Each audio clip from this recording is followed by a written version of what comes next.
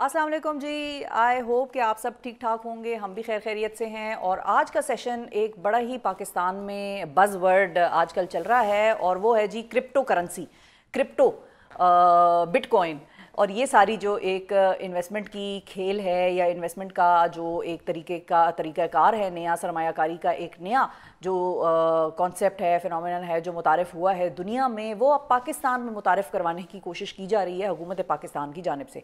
उसके लिए एक क्रिप्टो करेंसी काउंसिल भी बनाई गई है जिसमें कि मुख्तलिफ कुछ लोग शामिल किए गए हैं। फिर इसी हवाले से वज़ीर आज़म ने अपना एक मुआवन खुसूसी भी मुकर्रर किया है जो कि क्रिप्टो करेंसी के हवाले से दुनिया भर में जो है अपना मौक़िफ़ दे रहे हैं कि पाकिस्तान में सरमायाकारी के लिए हम जो है दुनिया को दावत दे रहे हैं कि वो क्रिप्टो करेंसी में पाकिस्तान में सरमायाकारी के लिए आगे आएँ। और इसी के साथ साथ स्टेट बैंक की जानिब से एक बयान ये भी सामने आया जो कि माजी में भी एक मौक़िफ़ रहा है, और वो ये है कि पाकिस्तान में फ़िल वक्त क्रिप्टो करेंसी का जो भी कारोबार है, जो भी खेल है, ये बैन है। अब एक चीज़ जो बैन है वो पहले बैन क्यों थी और अब उसको अनबैन करने के प्लान्स क्यों बन रहे हैं, किस तरीके से क्या ये जो एक सीक्वेंस है कि पहले एक चीज़ बैन होती है और बैन रहती है, उसके बाद हम उसके मुआवन खुसूसी या उसकी जो टास्क फोर्स है वो बनाते हैं। क्या इसको उल्टा नहीं होना चाहिए था कि पहले हम एक चीज़ को अनबैन करें, उसके बारे में जानते हों और उसका फ़ैसला हम बदल लें कि भाई अब आज से क्रिप्टो करेंसी का कारोबार पाकिस्तान में जो है वो लीगल है, और उसको लीगल स्टेटस देने के बाद फिर हम क्रिप्टो काउंसिल और उसके रेगुलेटरी फ्रेमवर्क और उसके बाद जाएं, ना कि ये उल्टा होता। अब क्रिप्टो करेंसी किस तरीके से पाकिस्तान की इकोनॉमी को बूस्ट कर सकती है, या ये जो एक क्रिप्टो करेंसी का एक गुब्बारा है इसको हम बर्स्ट करें और इसकी हवा निकालें और लोगों को बताएं कि भाई ये चीज़ ठीक नहीं है पाकिस्तान की इकोनॉमी के लिए इस वक्त। तो इस सारे मामले पर हम बात करेंगे। हमारे साथ मौजूद हैं माहिर मुआशियात हैं, इन्वेस्टमेंट बैंकर हैं, बड़ा एक तवील तजर्बा है मईशत को देखने का, स्टडी करने का, मुख्तलिफ इन्वेस्टमेंट की जो मार्केट्स हैं उनको बड़ी गहरी नज़र से देखते हैं। हमारे साथ मौजूद हैं मीर मोहम्मद अली खान साहब जो कि इन्वेस्टमेंट बैंकर हैं और माहिर हैं मईशत के। अस्सलाम वालेकुम मीर साहब। बहुत शुक्रिया जी, आपने वक्त निकाला। आप जितने खुश लग रहे हैं, क्या हम क्रिप्टो करेंसी के हवाले से इतने ही खुश हो जाएं?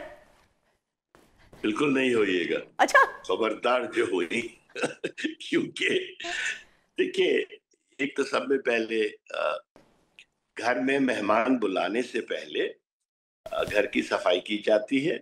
अच्छा। खाना पकाया जाता है दावत के लिए, फिर उनको बुलाया जाता है। ऐसा ही घर है। में मेहमान को बुलाकर उनके सामने सफाई करके उनको इम्प्रेस नहीं किया जाता। कहने का मकसद ये है कि अगर ये चीज क्रिप्टो जो बैन है उसकी क्या वजूहात है। सबसे पहले अनबैन करने से पहले उन चीजों को सही करें। एंड हम अभी फैक्ट से निकले हैं। चाइना जैसा मुल्क जो है, जहां एक स्ट्रांग होल्ड है हुकूमत का, वहां क्रिप्टो करेंसी बैन है। दूसरी चीज, क्रिप्टो करेंसी में सिर्फ बिटकॉइन नहीं है। बिटकॉइन की माइनिंग करने के लिए पाकिस्तान के पास वो बिजली है ही नहीं कि जिसके जरिए आप बिटकॉइन को माइन कर सकें, क्योंकि बिटकॉइन की माइनिंग में बहुत बिजली खर्च होती है। तो जो एनर्जी ग्रिड है उसके ऊपर बहुत ज्यादा लोड आएगा, और वो जैसे पाकिस्तानी जबान में कहते हैं बारे में आता ही नहीं। तीसरी बात इन्होंने, हुकूमत ने ये कही है कि आए पाकिस्तान में क्रिप्टो में इन्वेस्ट करें। क्यों? क्या क्रिप्टो पाकिस्तान में उगता है क्या? अच्छा। मतलब ये किस किस्म, ये क्या कोई उगता है, कोई फसल है कि जो सिर्फ पाकिस्तान के पास है? 194 ममालिक से, जहां क्या कहते हैं, लीगल हो या नहीं लीगल हो, लोग फिर भी वहीं से इन्वेस्ट कर रहे हैं। जर्मनी से बैठा आदमी अपना पैसा पाकिस्तान भेजेगा कि पाकिस्तान भेजकर फिर यहां से मैं बिटकॉइन खरीदूंगा या कोई ऑल्ट कॉइन खरीदूंगा। मेरी ये बातें समझ नहीं आती। फिर हुकूमत ने कहा कि हमारे पास बहुत सारे डोनर्स अवेलेबल हैं जो इस क्रिप्टो फंड के रिजर्व फंड में पैसे डालेंगे। सब में पहले दुनिया में रिजर्व फंड्स वहां बनते हैं जहां पे सरप्लस हो पैसे का। हम हमारे पास $1 का सरप्लस नहीं है। हमारे पास स्टेट बैंक में जो पैसे हैं उसमें 70% तो लोगों से मांगे हुए हैं। तो हम किस तरीके से रिजर्व फंड, हमारे पास जब सरप्लस नहीं है तो रिजर्व फंड में डालेंगे? दूसरी बात, रिजर्व फंड में पब्लिक के पैसों को किसी वॉलेटाइल इन्वेस्टमेंट व्हीकल में नहीं डाला जाता। हम्म। सवाल ही नहीं होता है। average volatility for Bitcoin is 48% per अच्छा, year for for the past 14-15 years. कभी यानी कि वो इसी दायरे में ऊपर नीचे। यानी कि अगर आसान बनाए नाजरीन के सुनने वालों के लिए, तो 48% चांस है कि आपका जो पैसा है इस सरमायाकारी में डूब सकता है। नहीं नहीं नहीं नहीं, ये मतलब नहीं है। वॉलेटिलिटी का मतलब ये है कि ऊपर भी उतना जा सकता है, और नीचे भी नीचे जा भी, सकता हाँ, तो है। नीचे आ गया तो डूब गया ना। बट डूब गया, या तो फिर आप इंतजार करें कि वो दोबारा ऊपर जाता है या नहीं जाता है। हम्म। पर यही बात है ना, सब में पहले तो आप ये चीजें करते ही नहीं है पब्लिक फंड्स के साथ। भाई, पब्लिक फंड्स है, स्वीडन का पब्लिक फंड है, $1 ट्रिलियन का है। सऊदी अरब का पब्लिक इन्वेस्टमेंट फंड है, पिफ जिसको कहते हैं, वो $1 ट्रिलियन का है। तो बहुत से ममालिक के हैं। अबू धाबी इन्वेस्टमेंट अथॉरिटी है, $multi-trillion इन्वेस्टमेंट फंड है। कतर का कतर इन्वेस्टमेंट फंड है, सब है। एक तो पाकिस्तान में मेरी समझ में नहीं आता है कि गाड़ी जब निकल चुकी है ट्रेन स्टेशन से, उसके पीछे हम भाग रहे होते हैं। हमारे पास सब में पहले वो इंफ्रास्ट्रक्चर ही नहीं है। हमारे पास मनी लॉन्ड्रिंग को पकड़ने की सही से, मैंने मनी लॉन्ड्रिंग नैब के प्रोसिक्यूटर्स को एंटी मनी लॉन्ड्रिंग टेक्निक्स पढ़ाई हैं। अच्छा। 2017 या 16, 17 या 18 में, मुझे याद भी नहीं है। तो मुझे अंदर से पता है कि क्या मुश्किलात पेश आती है इनको। मैंने टेररिज्म फाइनेंसिंग को कैसे पकड़ना है वो पढ़ाया है।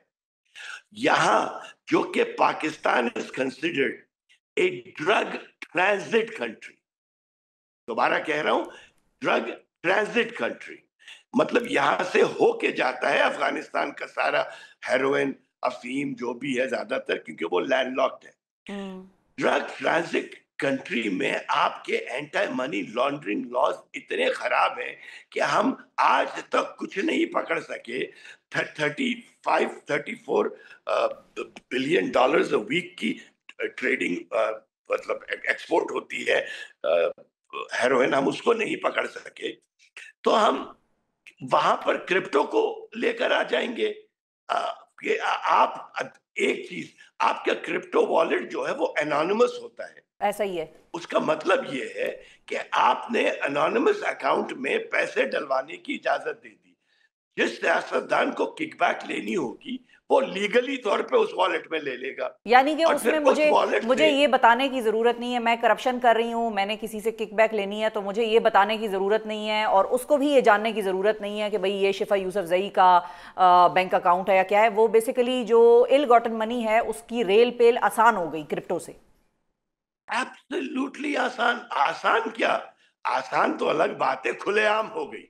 अच्छा। आपने चोर के लिए दरवाजा ही खोल दिया बिल्कुल, तो कि इसका भाई तो जब मुझे फिर कैश नहीं दो, मुझे दुबई के बैंक में नहीं दो, मुझे स्विस बैंक में नहीं दो, मेरा ये वॉलेट नंबर है, इसमें डाल दो। उस वॉलेट नंबर से मैंने दूसरे वॉलेट में मूव कर दिया, उस वॉलेट से मैंने तीसरे वॉलेट में मूव कर दिया। कोई माई का लाल नहीं पकड़ सकता 600 साल तक इस चीज को। तो फिर माई का लाल नहीं पकड़ सकता। अच्छा, तो फिर गवर्नमेंट ये क्यों कह रही है कि हम इसके हवाले से रेगुलेटरी फ्रेमवर्क बनाना है और बनाएंगे? किस मुल्क में वॉलेट का रेगुलेटरी फ्रेमवर्क है? एसईसी अमेरिका की अभी तक नहीं बना सकी है। अभी तक वो रो रहे हैं। उनसे ज्यादा एंटी मनी लॉन्ड्रिंग कॉन्शियस कोई नहीं है, वो नहीं बना सके हैं। जर्मनी नहीं बना सकी है, यूके नहीं बना सकी है। 80% of the countries where crypto is legal, they still legally through court can not ask who is behind that wallet.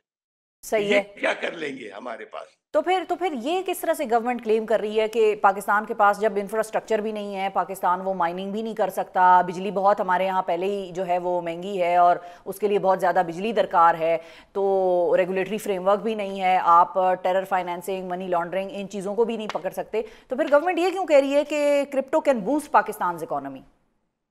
How can it boost Pakistan's economy? The only way it can boost Pakistan's economy is कि real estate को tokenise कर देंगे। अच्छा, इसका क्या मतलब हुआ? जिसमें ये है कि जी, एक बड़ी बिल्डिंग बन रही है, उसको टोकनाइज करने का मतलब ये है कि आप उसमें 25,000 रुपए भी डाल सकेंगे अपने इन्वेस्टमेंट के थ्रू। ठीक है, ये टोकनाइज कर दिया। ये क्रिप्टो करेंसी का एक तरीकेकार होता है। डिजिटाइजेशन एक चीज है, टोकनाइजेशन एक चीज है, सेफ टोकन एक चीज है, हर यूटिलिटी टोकन एक और चीज है। आई मीन मुझे तो ये चीज सीखनी पड़ी है literally. I am an investment अच्छा। Banker of capital markets and financial world. ये तो पिछले 7 या 8 साल के अंदर आई है। आज तक मैंने एक पैसा बिटकॉइन में नहीं डाला है। अच्छा, एक और चीज़ भी है कि मैंने कुछ ममालिक के बारे में मैं पढ़ रही थी, और रशिया क्योंकि मेरा चक्कर एक खुद भी लगा, तो वहाँ पर कुछ जगहों पर मैंने ऐसे एटीएम्स लगे हुए देखे जो कि ये क्रिप्टो करेंसी और इसमें डील करते थे, और वहाँ पर लिखा हुआ था क्रिप्टो एटीएम और ये सारी कहानी। तो क्या रशिया जैसा मुल्क अगर कर रहा है तो उनके कोई बहुत ज़्यादा टाइट फ्रेमवर्क्स हैं? क्योंकि रशिया भी उस तरह से कोई बड़ी ओपन किस्म की मुल्क का मुल्क नहीं है, और उनका क्रिप्टो लगाने का मकसद क्या है, या क्रिप्टो में काम करने का मकसद क्या था फिर? तो जो पाकिस्तान का है वही लगता है मुझे भी। रशिया का बुरा ना माने रशिया, अच्छा। मगर वहाँ वहाँ की करप्शन तो मशहूर है, वहाँ के ओलिगार्क्स जार्स तो मशहूर है। हाँ। देखिए, या तो क्रिप्टो करेंसी वैसे लेके आई जाए जैसे साउथ कोरिया है। साउथ कोरिया के रूल्स जो हैं दुनिया के बेहतरीन रूल्स हैं, मगर उसके लिए उन्होंने पूरी फाउंडेशन बनाई है फाइनेंशियल वर्ल्ड में अच्छा। कि जी स्टेप बाय स्टेप। हम 8वीं मंजिल पे हेलीकॉप्टर से नहीं कूद सकते, हमें 7 मंजिलें पहले बनानी होंगी। हमारे पास वो 7 मंजिलें हैं ही नहीं इस वक्त। We are one of the highest countries in corruption index. South Korea is not. We are one of the highest countries in money laundering. South Korea is not. We are the highest. We are one of the highest countries in undocumented economy. South Korea is not. We are one of the middle high country in unbanked जी। money, non-bank money, cash transactions. South Korea is not. Where the documentation, भैया इनको अगर digitise करना है, अगर ये economy के अंदर लेकर आना चाह रहे हैं, तो जैसे चाइना में वीचैट है, सारा पेमेंट वीचैट के थ्रू होता है। ऐसा ही है। वो क्रिप्टो करेंसी नहीं है, वो डिजिटल मनी है।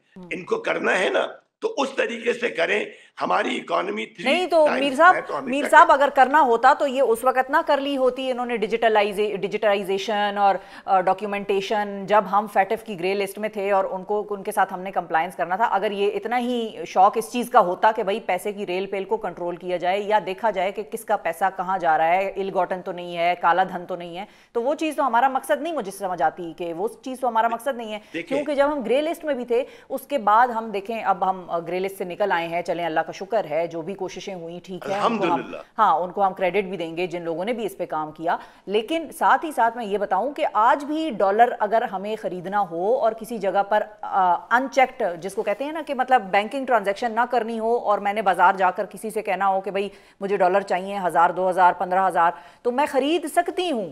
हाँ, ये जरूर है कि मैं उसको बैंक में नहीं डालूंगी, मैं पाकिस्तान से आते जाते उसको बस इधर उधर। यही रुके शिफा, यही रुके।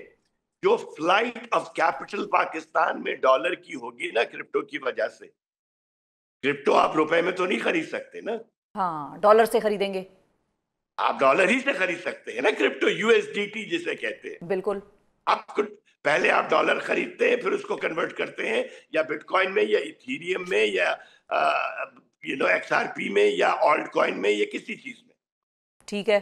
आप यहां हम भूखे मर रहे हैं डॉलर के लिए, भूखे मर रहे हैं डॉलर के लिए।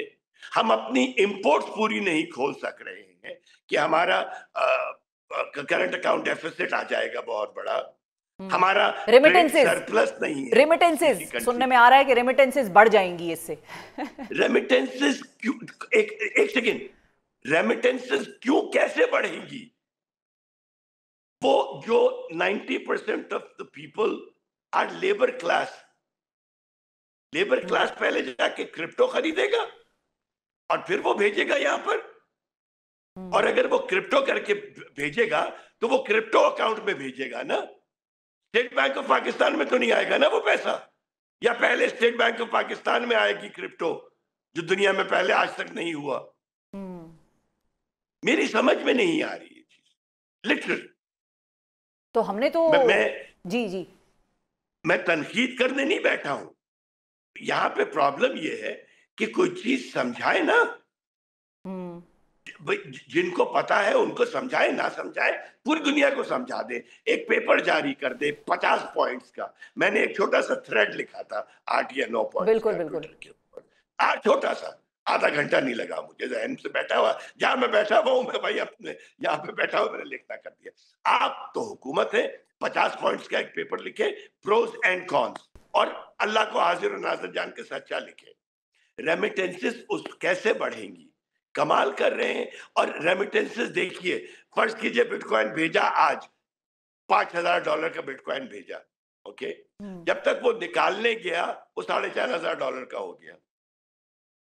अच्छा, बिल्कुल सही है। अच्छा, एक और सवाल भी है मेरा कि जब बैंकिंग सेक्टर की हम बात करते हैं तो बैंकिंग सेक्टर और क्रिप्टो ये आपस में किस तरह से अमेलगमेट होंगी, किस तरह से इनको मतलब हम आपस में मर्ज करेंगे, क्या हो सकती हैं, नहीं हो सकती है? गवर्नमेंट तो ये बड़ा खैर क्लेम कर रही है इसको हम ट्रांसपेरेंट बनाएंगे और ये सारी कहानी करेंगे, लेकिन बैंकिंग सेक्टर पे कैसे क्या बनाएंगे इम्पैक्ट होगा? ट्रांसपेरेंट? एक सेकेंड, एक अननोन वॉलेट से मैं एक्स वाई जी बैंक में $4 करोड़ भेज 4 करोड़ रुपए भेजना चाह रहा हूं, ओके? कैसे? मैं भेज दूंगा, बैंक को एक्सेप्ट करना पड़ेगा। तो बैंक तो एक्सेप्ट किस कर वॉलेट लेगा से आया वो मैं नाम बताऊंगा?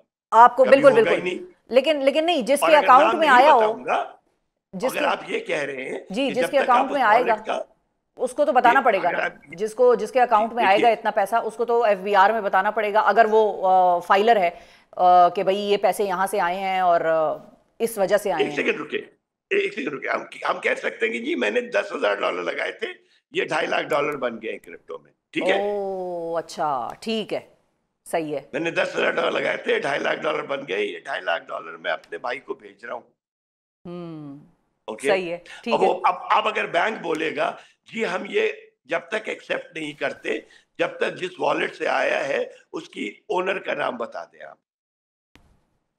अगर वो ओनर का नाम बता भी दे फर्जी होगा, क्योंकि उसको वेरीफाई करने का कोई तरीका ही नहीं है। लेकिन बस फिर वही बंदा पकड़ा गया जिसके अकाउंट में आ रहा है, उसको उसी को पकड़ नहीं, के बैठ वो जाएंगे ये। कैसे पकड़ा गया? अगर लीगल है तो वो पकड़ा नहीं गया, उसकी तो ईद हो गई। अगर लीगल है तो, हाँ हाँ, अगर लीगल है तो फिर तो वो पकड़ा अगर नहीं गया। लीगल कर दिया है इन्होंने, तो मैं $40 मिलियन भी भेज सकता हूं। तो आया ये कह रहे हैं कि we are going to, in other words, welcome all laundered money into Pakistan so that our reserves increase. Is that what they are saying? सही है। तो ये जो एक ट्रंप का मामला है इस सारी गेम में, कि ट्रंप का दामाद भी जो है और ट्रंप का जो बेटा है, और वो ट्रंप भी जो है अमेरिका में क्रिप्टो करेंसी को फरोग देना चाहता है, और पाकिस्तान ट्रंप को खुश करने के लिए बेसिकली इस गेम में हम एंटर हो क्या रहा है। खुश करेंगे ये? नहीं नहीं शिफा, नहीं, हम क्या खुश करेंगे? हम ना 3 में ना 13 में, वहां $500 बिलियन का फंड बन रहा है।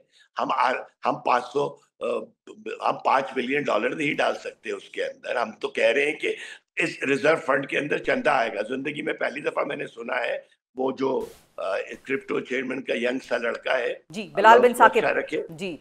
जी जी, बिलाल जो है, I am sure he is a great crypto trader and everything else. I don't know him, so I have no opinion of him. ठीक है। सो वो कह रहे थे, मैं सुन रहा था कि इसके अंदर चंदा आएगा। अब उसी वक्त मैं अपनी सीट में और धंस गया थोड़ा सा। अच्छा। हाँ, मैं वैसे ही धंसा हुआ था, तो मैं बेड में, सॉरी, मैं और धंस गया अंदर। मैंने कहा दुनिया का पहला फंड होगा जिसके अंदर चंदे लिए जाएंगे, मतलब donations, he used the word donations. जी हमने बात कर ली है, बहुत से ममालिक हमें इस फंड के लिए डोनेशंस देंगे। क्रिप्टो फंड के लिए डोनेशन देंगे? चलें अगर क्या? मान लिया, चलें अगर मीर साहब मान लिया कि डोनर्स हैं और वो डोनेशन देना चाहते हैं, और हमने क्यों बड़े देंगे? ममालिक से बात कर ली है, वो क्यों देंगे? यही मेरा आपसे सवाल है कि उनको क्यों फायदा क्या देंगे? होगा अगर कोई क्रिप्टो मुझे फंड में किसी मुल्क के इन्वेस्ट करता है। मिसाल के तौर पे अगर मैं किसी मुल्क के क्रिप्टो फंड में इन्वेस्ट करती हूँ तो मुझे फायदा क्या होगा? क्या मेरी इन्वेस्टमेंट जो है वो फौरन ऊपर चली जाएगी? वो वोलेटिलिटी की एक बात तो है ही, शिफा देखिए, लेकिन मुल्कों का क्या ये फायदा? आप शिफा देखिए, सबसे पहले मेरी एक बात सुनिए। क्या किसी और मुल्क से मैं पाकिस्तान के क्रिप्टो फंड में इन्वेस्ट कर रहा हूं, तो वो क्रिप्टो फंड उसी बिटकॉइन में इन्वेस्ट कर रही है जो मैं अपने मुल्क से खरीद सकता हूं? यस और नो? बिल्कुल। तो फिर वो पाकिस्तान पैसे क्यों भेजेगा, पाकिस्तान के रिजर्व फंड में क्यों डालेगा वो पैसे? अनलेस कि आप कोई दूसरे कॉइन्स खरीद रहे, वो भी वो वहां से खरीद सकता है, अनलेस कि आप यहां से नए कॉइन्स निकाल रहे हैं सही है। पाकिस्तान से। ठीक है, ठीक ओके, है। सही है। जो तो $2 से 40 पे जाए और फिर 25 सेंट के ऊपर आ जाए, सिंपल। ऑल्ट कॉइन्स जो होते हैं, मीम कॉइन्स जो होते हैं, क्या मजाक बनाया हुआ है इकोनॉमी का? पहले इकोनॉमी को सही करें यार। 3% हमारी जीडीपी की ग्रोथ नहीं है, डॉलर हमारे पास $18 बिलियन से बढ़ते नहीं है रिजर्व में कभी भी, पैरेलल इकोनॉमी चल रही है, $100 मिलियन हुंडी के जरिए वापस बाहर भेजना है तो आप भेज सकते हैं, $2 मिलियन लीगली बाहर से लेकर आए तो 40 क्वेश्चंस होते हैं कि कहां से आ रहे हैं। पहले अपनी इकोनॉमी को सही करें, मजबूत करें, उसके बाद फवायद देखें और नुकसानात देखें। जिस जगह बिजली इतनी महंगी, और माइनिंग तो खत्म होती जा रही है अब बिटकॉइन की। ओके, ये शुरू शुरू की चीजें थी कि बिटकॉइन माइनिंग में बहुत पैसे बनते थे, अब तो बिटकॉइन माइनिंग में भी पैसे नहीं बनते हैं। अच्छा। आप एआई डाटा सेंटर्स बनना, आप दूसरी चीजें करें यार। आपको क्रिप्टो अमेरिका कर रहा है, अमेरिका की इकोनॉमी कहाँ, हमारी इकोनॉमी कहाँ? उनकी उनको रिजर्व्स की जरूरत नहीं है, वो अपने ही डॉलर छापते हैं, अपने ही डॉलर से वो बिटकॉइन खरीद लेते हैं, सिंपल। हम्म। हम पाकिस्तानी रुपी छाप के हमें डॉलर खरीदना पड़ता है, तो हम ये ज्यादा। तो ये अब सारे जो इसके नेगेटिव पॉइंट्स हैं, मैं तो यही ढूंढ रही थी आपकी कॉन्वर्सेशन में या बाकी भी एक्सपर्ट्स की कि भाई कोई पॉजिटिव पॉइंट मुझे मिले तो मैं भी बता थोड़ा दे सा। मुझे, हाँ। तो इस बता दे इसको। बखुदा, जी। बखुदा मैं दिल से, देखिए ना, मैं I am a patriot, simple. Okay, hmm. आपके साथ मैं तकरीबन 10 साल से प्रोग्राम कर रहा हूँ शिफा। मैं अपने फेसबुक की पोस्ट देख रहा था बिल्कुल, बिल्कुल। हाँ, एक हाँ। हफ्ता पहले, माशाल्लाह 10 साल हो गए, ठीक है। ऐसा ही है। तो you know, we both of us, and 90% of the 99% of Pakistanis want betterment for Pakistan, simple सी बात है। हम्म। ओके, तो ना मेरी किसी पार्टी से ताल्लुक है, ना मेरा कोई सियासी ओहदा है।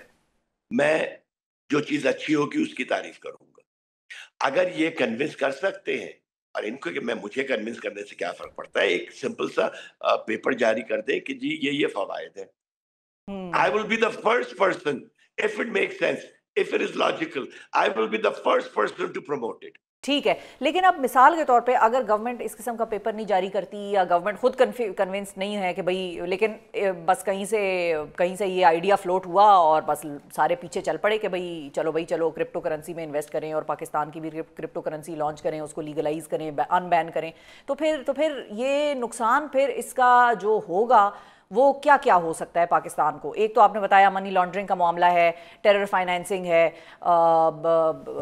उसकी कोई रेगुलेशन नहीं है, किसी तरीके से हम मॉनिटर नहीं कर सकेंगे पैसा किसका आया, कहाँ से आया, कहाँ जा रहा है। इसके अलावा और क्या क्या नुकसानात हैं जो कि पाकिस्तान हर को फिर हर उठाने हर पड़ेंगे इफ दूसरे the government really decides to basically legalise it?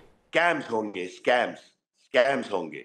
अच्छा। जैसे डबल शाह था ना, हाँ, ट्रिपल हाँ, ट्रिपल बिल्कुल। शाह, क्वाड्रुपल शाह पैदा होंगे, जो गांव गली मोहल्ले में कहेंगे कि मैं आपके पैसे आपके बिहाफ पे क्रिप्टो में इन्वेस्ट करता हूं, और आप किसी भी कॉइन का दिखा देंगे कि ये कॉइन जो है $1 से $70 पे चली गई थी 4 दिन में, मिसाल के तौर पे। तो मैं भी इसी तरीके से करूंगा आपके लिए, मेरे बड़े बड़े लोगों से ताल्लुकात हैं। और डबल शाह भी यही करता था ना शुरू शुरू में, पॉन्जी स्कीम, ये यहाँ पे पॉन्जी स्कीम्स शुरू हो जाएंगी। यहाँ पर लूट लिया जाएगा लोगों को, क्योंकि पाकिस्तानियों में इल्म कम हिर्स ज्यादा है, चंद जगहों पर। ओके, हम्म। चंद जगहों पर। ये उस वक्त नहीं बताते जब पैसे इन्वेस्ट कर रहे होते हैं, जब ये लुट जाते हैं तभी बताते हैं। आपने आज तक किसी स्कीम को स्कीम के दौरान पकड़े पकड़े जाते नहीं सुना होगा। स्कीम खत्म होने के बाद जब लोग लुट चुके होते हैं तब पता चलता है। यहाँ तो गली कोने में, बिल्कुल, हाँ, बिल्कुल, बिल्कुल, यहाँ तो घरों की गली जो। कोने में बिटकॉइन हाँ। क्रिप्टो सेंटर्स बन जाएंगे। ओके, अच्छा। उसकी लाइसेंसिंग की रिक्वायरमेंट्स होगी। क्या होगी लाइसेंसिंग की रिक्वायरमेंट्स? क्या आप बाइनेंस को और दूसरी चीज है, मैं एक बात कहूं आपको, ए, शायद मेरे पीछे ही ना आ जाए, इन्वेस्टिगेटिव एजेंसीज जो होंगी ना, जी।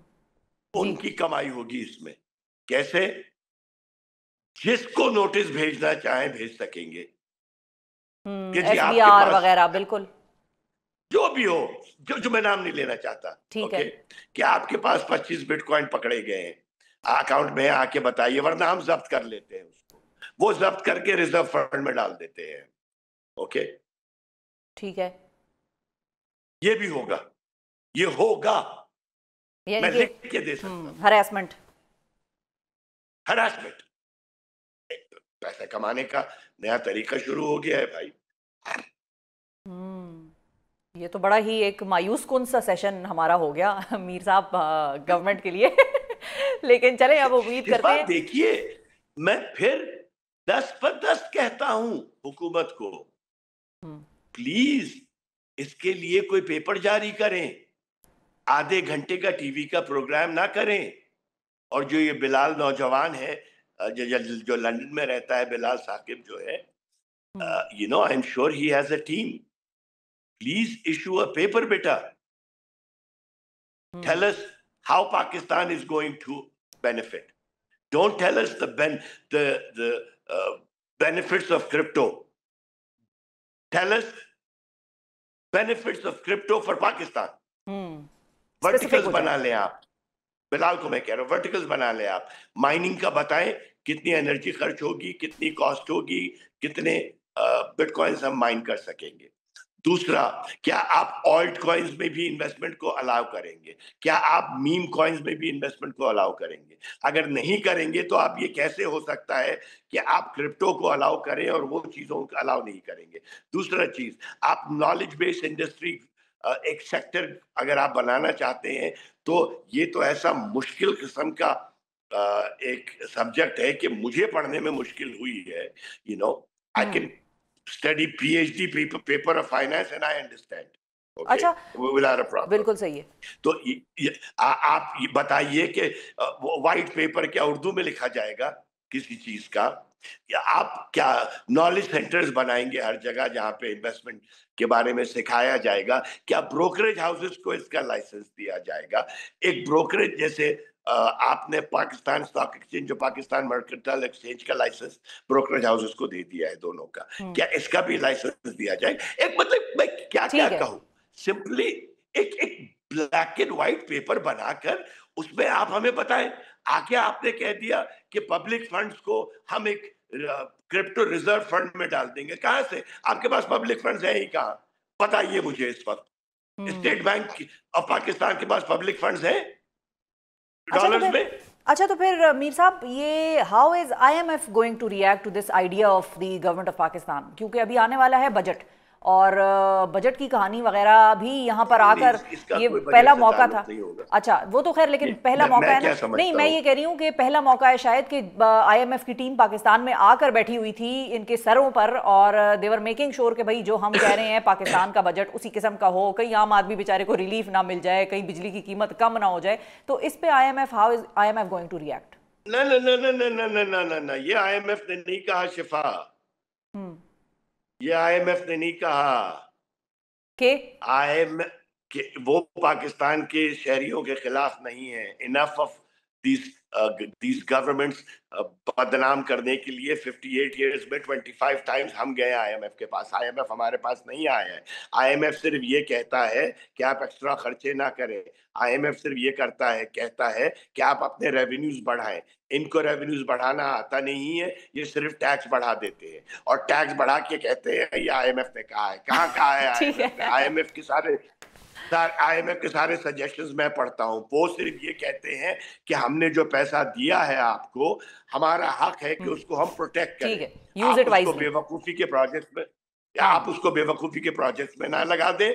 और हर साल आपकी इनकम इतनी बढ़नी चाहिए, क्योंकि आपका रुपया डिवैल्यूएट हो रहा है। आप इस दफा का बजट जो है 291 रुपीस पे बन रहा है पर डॉलर। ओके, ठीक है। 291 रुपीस पर डॉलर पे बन रहा है। तो इसका मतलब ये है, पिछला पेमेंट हमारा अगर 282 पे हुआ था, तो हमारा 3% डेट और बढ़ गया। ये 2 या 3% का जो फर्क आया है सही है। इसके अंदर, ठीक है, वो तो 2%। हम आपके ठीक साथ है एक अलग सेशन लगाएंगे बजट के हवाले से। जी। लेकिन लेकिन इस खास इस पर्टिकुलर आइडिया पे IMF अग्री करेगा, डिसएग्री करेगा, I don't government of think so, Pakistan को रोकेगा, क्या एब्सोल्युटली करेगा? Not, absolutely not, absolutely not, I don't think so, क्या? I don't think so. Okay, अब ये तो मैं फ्रेमवर्क मांग रहा हूं जो फ्रेमवर्क आईएमएफ और फैटफ मांगेंगे ना। तो यानी कि इनके आप ये कह रहे हैं कि यू डोंट थिंक कि हलक का आईएमएफ वुड हलक अलाउ, का फंदा बन जाएगा वो। मतलब आप ये कह रहे हैं कि यू डोंट थिंक कि आईएमएफ वुड अलाउ और would be very happy about this? I don't, I'm not, I'm saying neither. All I'm saying is first IMF will say कि वो फ्रेमवर्क दिखा दीजिए जिसकी बिना पे आप ये लीगलाइज कर रहे हैं। इसके एंटी मनी लॉन्ड्रिंग के जो स्टेप्स हैं वो बता दीजिए, इकोनॉमी कैसे ग्रो होगी ये बता दीजिए, और नेशनल एक्सचेकर के ऊपर क्या इसका प्रेशर आएगा ये बता दीजिए। हजार चीजें उनकी सवालात। ऑन अ सीरियस नोट, हमने ये तो खैर गपशप थी, लेकिन ऑन अ सीरियस नोट हमने वो सारे पॉइंट्स या जो भी कंसर्न्स थे भाई वो देखिए, जिसने भी आइडेंटिफाई ये किए। आइडिया दिया है ना, ये आइडिया देखिए, आइडिया कहीं से भी आ सकता है। आइडिया चलो, इन ऑल सीरियसनेस में कहता हूँ, जिसने भी ये आइडिया दिया है वो आइडिया कहीं से भी आ सकता है। उस आइडिया को आवाम को प्रेजेंट करने से पहले होमवर्क कर लेते ये, तो ना आप ये प्रोग्राम कर रही होती ना मैं कर रहा होता, और अगर हम कर रहे होते तो इसके सेलिएंट फीचर्स के ऊपर कर रहे होते बिल्कुल सही है। कि एक ऐसी इंटेलिजेंट डिबेट होती शिफा उस वक्त कि इनके पेपर से 10 पॉइंट्स मैं निकाल के लाता, 25 पॉइंट्स आप निकाल के लाती, मैं इसके फेवर में होता, आप अगेंस्ट होती, या आप फेवर में होती मैं अगेंस्ट होता, या दोनों मिलकर इसके ऊपर एक नॉलेजेबल डिबेट करते बिल्कुल सही है जी। दुनिया बहुत में। बहुत शुक्रिया अदा करेंगे मीर मोहम्मद अली खान साहब। नाजरीन हमारे साथ मौजूद थे, और जो कंसर्न इन्वेस्टमेंट बैंकर का कैपिटल मार्केट्स को अंडरस्टैंड करने के शख्स का हो सकता था वो हमने आपके सामने पेश किए हैं, और हमने तनकीद बराए तनकीद नहीं की है। हमने मीर साहब को भी आपने सुना, उन्होंने यही कहा कि एक पेपर जारी करें, हमें कन्विंस करें कि ये काम पाकिस्तान के फेवर में है, पाकिस्तान के हक में जाएगा, और probably we will be the first ones to support the idea. इसी के साथ मुझे दीजिए इजाज़त, अपना बहुत ख्याल रखिए। कॉमेंट्स में ज़रूर बताइएगा कि आपको मजीद किसके इंटरव्यूज़ देखने हैं, किस टॉपिक पे आप बात सुनना चाहते हैं, क्या एस्पेक्ट्स आप हाईलाइट करवाना चाहते हैं मुझसे, किस गेस्ट के साथ, और वो मैं आपके लिए लेकर आऊँगी। इसको सेशन को लाइक कीजिएगा, शेयर कीजिएगा, मेरे चैनल को सब्सक्राइब करें, और ज़रूर इतना फैलाएं इसको कि किसी न किसी हुकूमती ओहदेदार तक ये पहुँचे और उनको भी ज़रा होश के नाखून लेने पर मजबूर कर सके हमारा ये सेशन। तो आज इतना ही, अपना बहुत ख्याल रखिए, मुझे और पाकिस्तान को दुआओं में याद रखिए। अल्लाह हाफ़िज़।